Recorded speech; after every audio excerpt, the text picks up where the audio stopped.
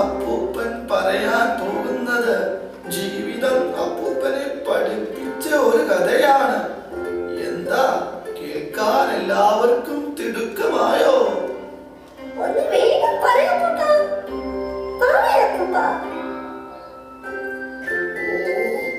നല്ല വെയില്.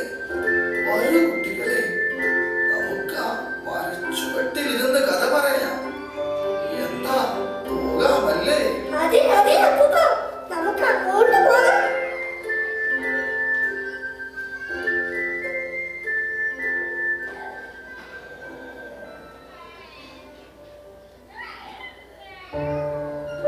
അപ്പൂപ്പൻ ഇനിയും കഥ പറയാം.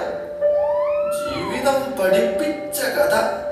ശ്രദ്ധിച്ചു കേൾക്കണം. പണ്ട് പണ്ട് ഒരു പാവം മനുഷ്യൻ കൊടും തണുപ്പിൽ ഒരു യാത്ര പുറപ്പെട്ടു. വഴി മധ്യേ ദീർഘദൂരത്തെ നടത്തം നിമിത്തം അദ്ദേഹം അവശനായി വഴിയരികെയിരുന്നു. എന്നാൽ സ്നേഹവും ദയയും ഒട്ടുമില്ലാത്ത കുറേ കള്ളന്മാർ അയാളെ അടിച്ചും ഇടിച്ചും പണവും വസ്ത്രങ്ങളും എല്ലാം അപഹരിച്ചു കൊണ്ടുപോയി. അർത്ഥപ്രാണനായി അവശനായി ആ മനുഷ്യൻ വഴിയരികെ അങ്ങനെ കിടക്കുകയായിരുന്നു.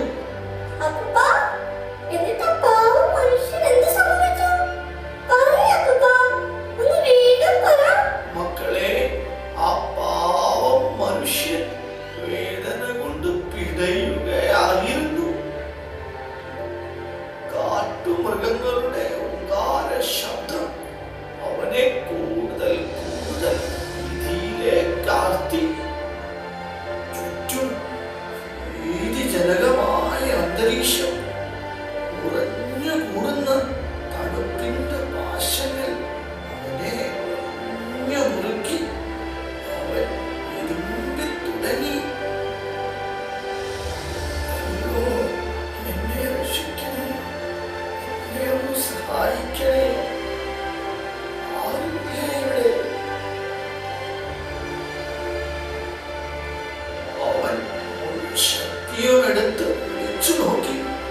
അവിടെ ആരും ഉണ്ടായിരുന്നില്ല.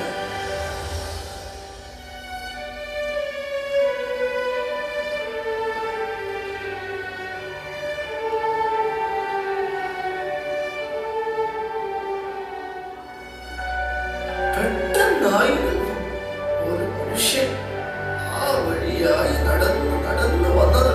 അദ്ദേഹത്തിന്റെ ചെവികൾ ആ സാധുവിന്റെ ദീനരോദനം കേട്ടു.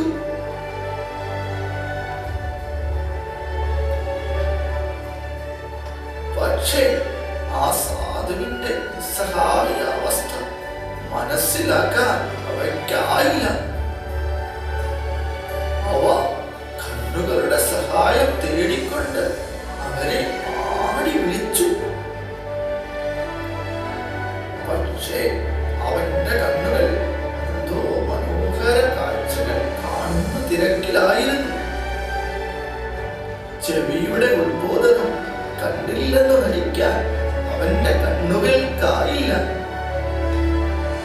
അവർ ഒരുമിച്ച് സാധുവായ മനുഷ്യനെ സഹായിക്കാനായി ഒരുങ്ങി.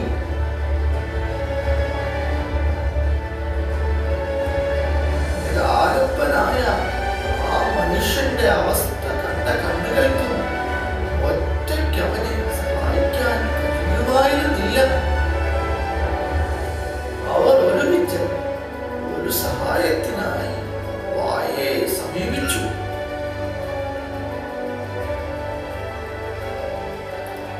ഏതോ മനോഹര ഗാനം പാടുന്ന തിരക്കിലായതിനാൽ അവന്റെ വായ ആ സാധുവിനെ ശ്രദ്ധിക്കാതെ പോയി. പക്ഷേ കണ്ണുകളും ചെവിയും കൂടി വായെ മാടി വിളിച്ചുകൊണ്ടിരുന്നു.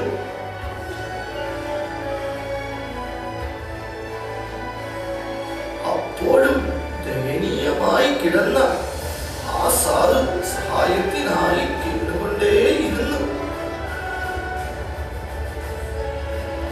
കണ്ണും ചെവിയും വായും വന്നിട്ട് അവന്റെ അടുക്കൽ സഹായത്തിനായി എത്താൻ അവർക്ക് കഴിഞ്ഞില്ല. ആ തിരിച്ചറിവ് അവനെ അവരുടെ സന്തത സഹചാരിയായ കാലുകളെ ഉണർത്താൻ പ്രേരിപ്പിച്ചു.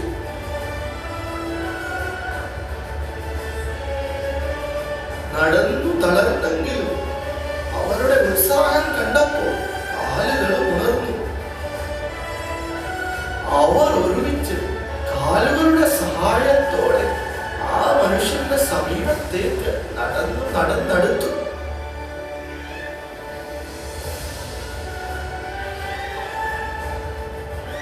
പക്ഷേ കുട്ടികളെ, അവർക്ക് ആ സാധുവിനെ സഹായിക്കാൻ കഴിഞ്ഞില്ല.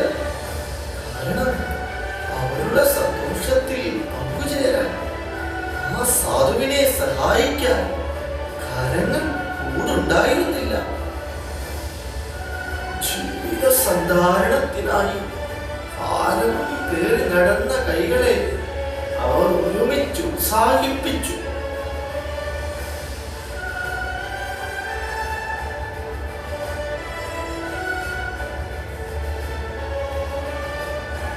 അങ്ങനെ ചെവിയും കണ്ണുകളും വായും കാലുകളും കരങ്ങളും ഒരുമിച്ച് നിന്നപ്പോൾ ഹൃദയംഗമായി ആ സാധുവിന്റെ അടുത്ത് സഹായവുമായി എത്താൻ അവർക്ക് കഴിഞ്ഞു.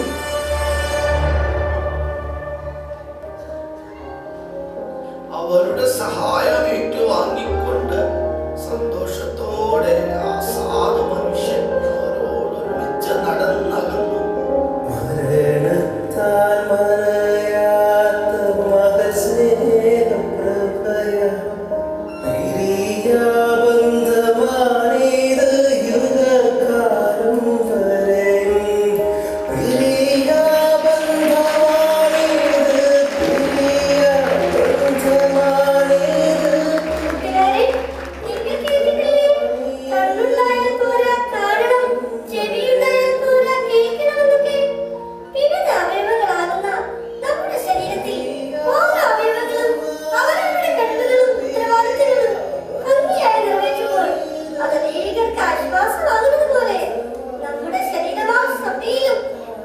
നമ്മെ ആക്കി വെച്ചിരിക്കുന്ന സ്ഥാനങ്ങളിൽ ഭംഗിയായി